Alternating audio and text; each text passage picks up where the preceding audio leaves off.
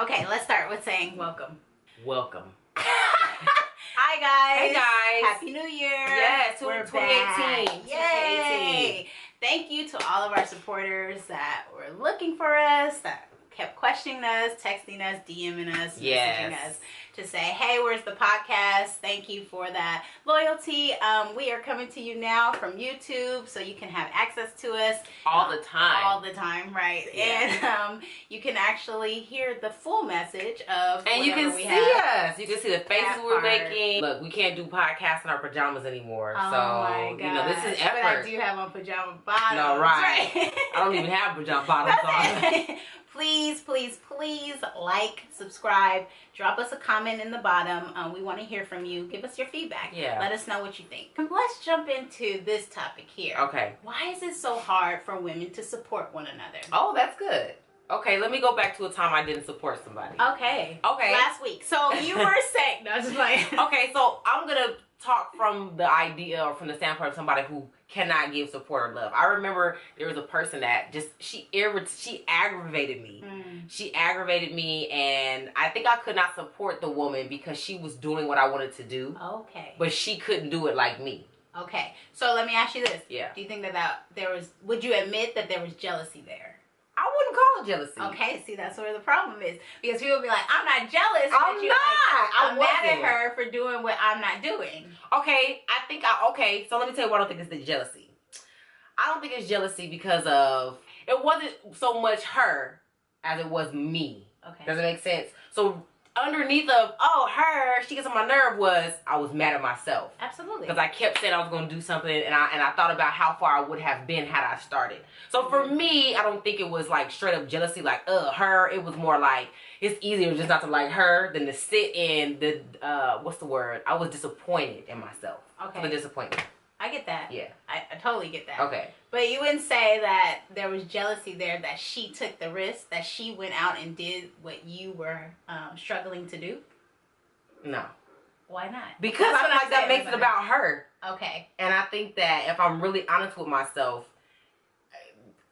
if she really was doing something that wasn't great as far as like how she did it and her style and all that stuff, then that means it's not her talent I was jealous of. It was the fact that I know that I could have been doing the same thing better. Okay. So I think that's now there have been times when I was younger, like jealous of Brandy for being able to sing. That's it. 'Cause that's talent. You know what I'm saying? Like, no. Okay. Yeah. Hey, shout out to Brandy. Okay. So I think that would have been real. But for this person, it was just like, Catherine. That's so it. Yeah. Yeah. Because it's like, how could you be jealous of somebody who, and this sounds so bad. This is not about me. How did we get here? But yeah, I'm just like, how can you be jealous of somebody that you know in a certain area you could perform better? So who you really upset with?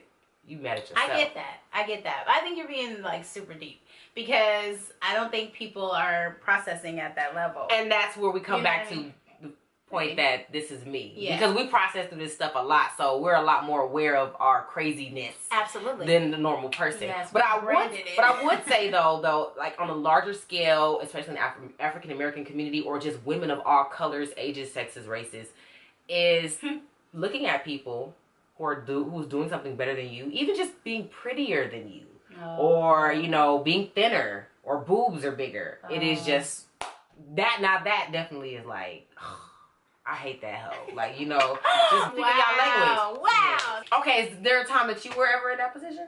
Not liking people. That's it. Of being not able to support somebody. Yeah, but it was probably like, I'm trying to think of a time like now in my life. I just don't care. It takes too much energy. Yes, absolutely. Jealousy. Let's see. My dad takes care of everything. And it's like, like, I can see that. You know what I mean? Like the relational side of things. Like not even he's taking care of it money wise. It's just like, so that's more envious because that's something that they obtain rather than them themselves. Right, probably. So okay. So it's a little bit different. So that brings us to a good place to say there's a lot of non-supporting going on, but there's a lot of different roots. Yeah, absolutely. People are dealing with it coming from different filters or aspects. Yeah. 2018, January, the problem of not being supported as a woman. But right now, what I see when I'm talking to women and when I'm talking to individuals, even men, what I see is like a lack of, it's like this fear of vulnerability. Okay. Like, I don't want to put myself out there. You know what I'm saying? Like, so it's like I'm supporting someone, but I don't know if they're going to support me back when it's my time. And now I put myself out there. I gave this energy, and they don't give it back to me. You know, like, I think that's good. That's good, because in the process right now of writing my book, I felt like that. Can you say it again? Or writing our book, because she got one too. No. And so I write it with the intention, man, if I only sell 5 copies, you know?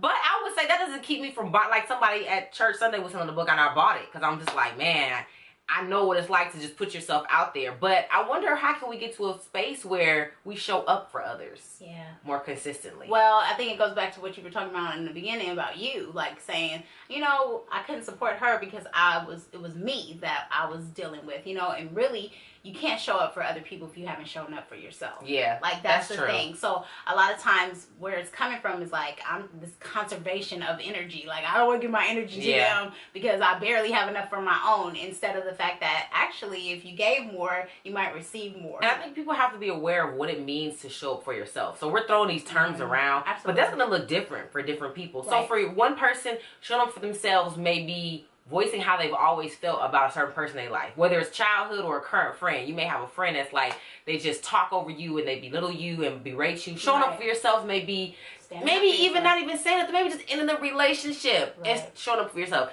For another person, it may be the kind of like what we're talking about. What project is it that's kindling your heart and gives you this overwhelming feeling of joy? What is that?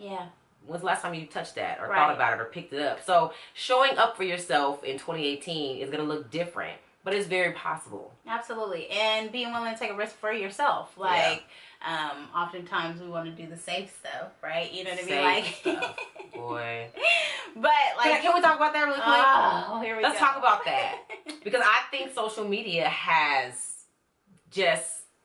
it's killed us off in that area of being safe, because we think that that's being risky by just talking about it. Like, oh, I'm going to do this and I'm going to do this, or I'm just going to show this part of my life. And for that, people are telling me I'm successful and I'm this and I'm that. When in actuality, that's the highlight reel. You got to be realistic in all aspects of your life with yourself, and not just kind of use social media to show what you want to show, or to lie. That's it. Straight up can we just say it? Stop lying, okay? Lying for likes. I'm going to put that on a shirt. That's it. You're lying for likes. And what I mean by that is, I'm not saying put out there your bank account statement, okay? Because you don't need to see. Or every emotion. You don't have to have every breakdown on social media. Please save the world from that, honey. No, I would shout out somebody, but we don't want to embarrass that person. We don't want to do that. Mind your business, okay? But if the Holy Spirit's speaking, let it speak to you now. That's all. That's all we saying. You ain't got to tell everybody everything. But I think the things people need to know, for example, telling somebody or putting on social media that, hey, I want to start a business or I want to write a book this year, is great accountability. That's amazing. I think that's great. Yes, it is. You may not get the 150 likes like you got on another picture or video. But if you surround yourself with good people, then you have people that will start holding you accountable. Like, hey, you said in January. Absolutely. Blah, blah, blah, blah. Now, the part to that is following through. Yeah. That's a whole other video. The importance of finding your tribe. Because when you find your tribe, one, it's hard for you to be amongst people who you really genuinely have a heart for, to not support them. Like, it's really hard to say, I love you and not want to see you, succeed. That doesn't work. So if you find your tribe, finding the people that you vibe with, finding the people that see you for who you are, how God sees you, sees your potential, your God-given potential, your spiritual gifts, and calls it out of you, those people will always have your back and support you. Like, they are the ones that will hold you accountable. Like, hey, thank you, I need to see a chapter soon. Right. So those type of things. She's double talking right now. No, absolutely. Okay. I'm in you. I'm in here. So let me tell you, this is good. Let's just get into it. Okay. Here's the thing about going after your dreams. Okay. I think the worst thing that life did to us was give us this magical idea of how life is supposed to happen, which is like, what you want to be when we grow up? A lawyer. And it's like no concept of school, what they have to go through. Oh gosh, school loans, none of that. No loans. You know, and so now we've kind of got this like easy bake process in our minds of what it is to become something. And so when it comes to dreams, so we're writing books right now. One of the hardest things is trying to fit writing the book in the real construct of life, what we're already doing. So we're mothers, we're wives, we're friends, involved in the ministry. We are involved in ministry, volunteer work, and not to mention just helping people. Yeah. Okay, that takes time. And supporting our tribe. Yeah. You know, so trying to do all that and then saying, okay, where can I find time to fit this dream into my life so it works as a cohesive unit? And it's hard, but I think the biggest thing that people just don't do is they just never start or never try. Yeah. So, and I think that even that, she's saying that, but really we've been going through, both of us, this mirrored experience of God wrecking that. So every time we try to fit the dream into something we've seen before, something that makes sense to us, God's like, nope, take that away. Like, because trust me in the process, instead of us trying to make the process, trying to make success happen the way that we think it should happen, he's been blowing our mind with the things that he moves around and orchestrates. And so we have to sit back and just be like, oh, okay. So talk to them about how you know it's God moving some stuff and not you, because I think there's a lot of people who may be on different levels as far as their spirituality and knowing themselves and their walk with God. Right. How do you know when it's God moving stuff around or when it's you or when you need to? Absolutely. So there's, yes, it is. That's it, honey. Okay. Listen, so there's a couple of different things. Good. So there's, first, if you are already submitted to the process, you're constantly asking God that. So, you know what I mean? Like, and that is an ongoing development of character and maturity. Yes. So you have to come and say, God, you know, today I'm working on this chapter. What do you say do? Because he might say, today's not the day to work on that chapter. Today's the day to spend time with your husband. Yeah. Because tomorrow I'm going to inundate you with all this information and all this motivation to write. And you're going to miss the day to spend with your family. Like, so you have to be open. Bread. Yes, honey. Okay. Sorry, I'm screaming. Look, shout moment. But seriously, like going to him and asking him, what does today look like? Yeah. You know, and in that, you don't have time. If you really do that right, you don't have time to obsess about the timetable. Because I think when we're thinking about success, we're like, here, you know, this is what I'm going to get done, and here's the date and the goal, and I want to hit that. And there's so many moving parts and variables that you get overwhelmed. So there's a little nugget in there for some people before we move on to number 2. That goes for your life and how old you are and what you see other people having. Yes. Do not get caught up Yes. in saying, I was supposed to have this by this age for this amount of time and make this amount of money. When you get caught up in that, it's like this this maze that you get lost in of trying to figure out where I should be. You'll be happy one day about stuff and then you'll go right back into the slumps of feeling disappointed. So on a smaller scale, do that. On a larger scale for your life, check in with God about where he says you should be and what you should have. Because some of you guys are right where you're supposed to be. Absolutely. So. Absolutely. Thank you for that. Yeah, the second thing, so if you're, you know, if you're there, you can just offer up every day. Yeah. But in other things, it is, when God will close doors on certain things, no matter what, and the Bible says that actually, there are doors that he'll close that no man can open, and doors that he'll open that no man can shut. And so it speaks to God's power to frustrate your process beyond you being able to fix it, you know? And so I think sometimes you see God in the circumstance. I think we shouldn't depend on that, because oftentimes we can get that misconstrued with just, oh, everything's supposed to be easy, and that's not true. Just read the Bible, child, because all them stories have struggles. Everybody, okay? In fact, where did that come from? Right. The idea that it's just this... The Nowhere. Promised Land. They just read that one chapter. No, that sentence, that line. Because the whole nothing chapter. Before, that's how they got in there. That's right. It was milk and honey. Like, that's it. That's all you read. You better go back and read that chapter. Right, because they had to fight for that. Yeah. So that's true. That's not true. So I think that is the misconception, that people think that, you know, if God's hand is in it, it's this easy, you know, no obstacles. I think that what you can find in the blessing of God's hand being in it is grace. Yes. What that means is having the energy to face this obstacle, having, like, even when you're dog tired and you're like, I don't know how I'm sustaining this. Like, that's God's hand on you. You know what I mean? Like, when everything's going crazy and yet you still have a peace about it, like, I don't know. Like, I don't know. Which is why it's so happen. important for you guys to understand what you think your purpose is, even if it's not crystal clear. I know mine is not crystal clear, but I have an idea that my purpose is tied up in the transformation and helping and talking to of other people. Yeah. When you have an idea of that, partner with the grace of God on your life, there's this like energy of just this flow, and you're right in this. What's today? Yeah. What is today? Yes. People get messed up when they get a little taste of that, and they shoot off like down the path of life, and they wound up depressed or tired, suicidal,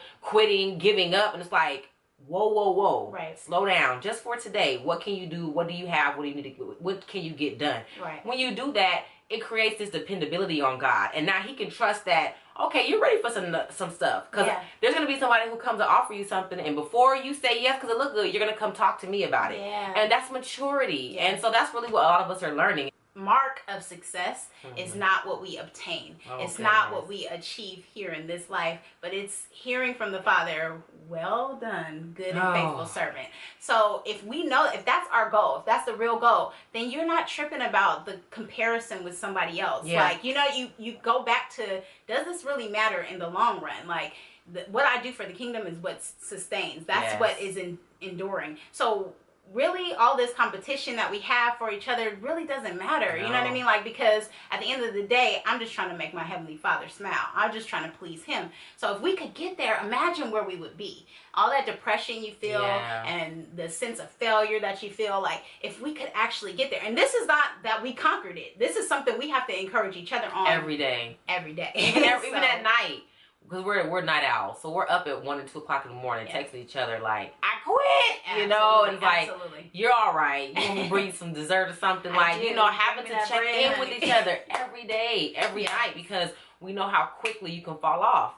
So if we're doing that and people admire our friendship and our insight, and you're not doing it with anybody, I can only imagine how heavy you might feel watching this. Great that you're watching the video. This is God speaking to you saying, hey, I heard you. Hang in there. Get it together. So really quick, what do you think your last year was about? Okay, that's it.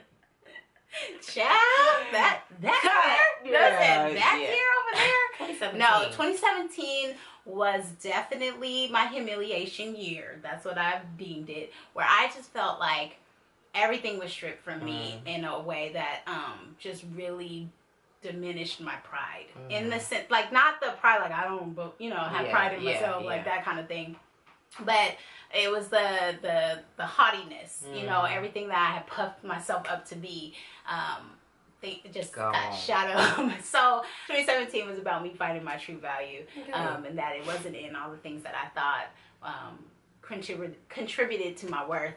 Is actually what God gifted me and created me with. So what was 2017 about for you, man? Really receiving and just being in a space where God just pinned me down. I mean, I fought all 2015 too. So I'm actually redoing 2015 and 2016. Damn, 2017. How many years I've been doing this? You've been fighting. I've been fighting all my life. All my life. And fighting and not fighting anything like negative, but more so fighting the process of God breaking me. And my breaking is different from other people's. I'm a worker, so I'm ready to show the Lord that I am a good Christian and I am gonna be obedient and I got this. Like, that's my spirit. And God was like, okay, that worked. Be still and from 0 to about 29, but I need you to be something different. It didn't though, because it was like 26. 26. He was I was supposed to do that at her. like 27. Right. What can I say? I worked my way through it all. And so he basically put me in a position where there was one major event that happened in February that shifted. And when I think about how the event happened, it happened because I was like, I remember standing outside my job, yelling. I'm on Manchester and Van Ness, crying, people honking like, you all right? And I'm like, what do you want me to do? Like, what are you doing? I just remember the voice of God speaking to me, giving me instruction. And basically the instruction had something to do with me never asking him about the situation in the first place. So what I was doing was trying to get him to fix up what I should have been doing anyway. And so Selah. Okay, let that moment sink in for somebody. Okay. Your third eye, though.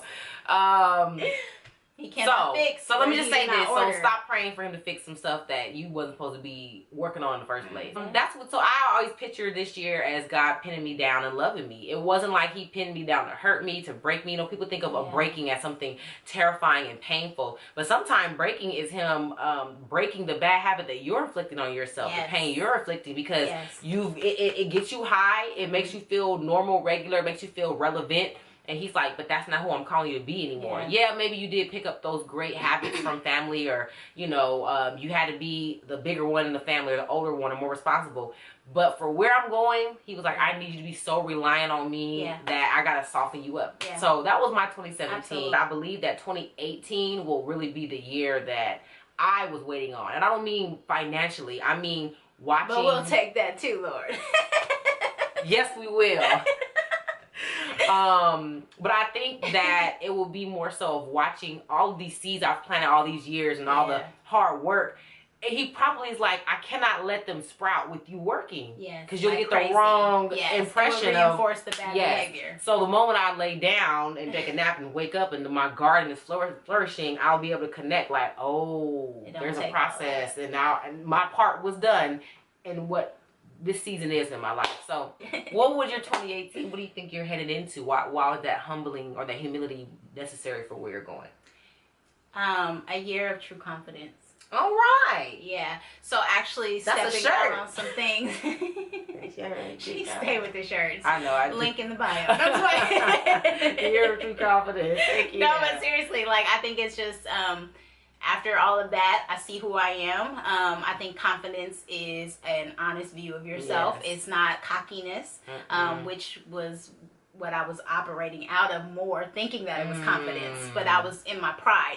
So I had confidence in the trappings of things, instead of now I have confidence that I do have connection with God the Father. And so if I come up short, you know, He shows up in His fullness. You know what I mean? Like, so just stepping out on things that I was so terrified to do because I couldn't control it all. And so now it's like, I can't control it all. That's you, God. You got it. You know what I mean? Like, so I think that's what 2018 will look like. So I don't know exactly how it's going to come, because that's part of my breaking process. I can't control it all. We're not going back. Right.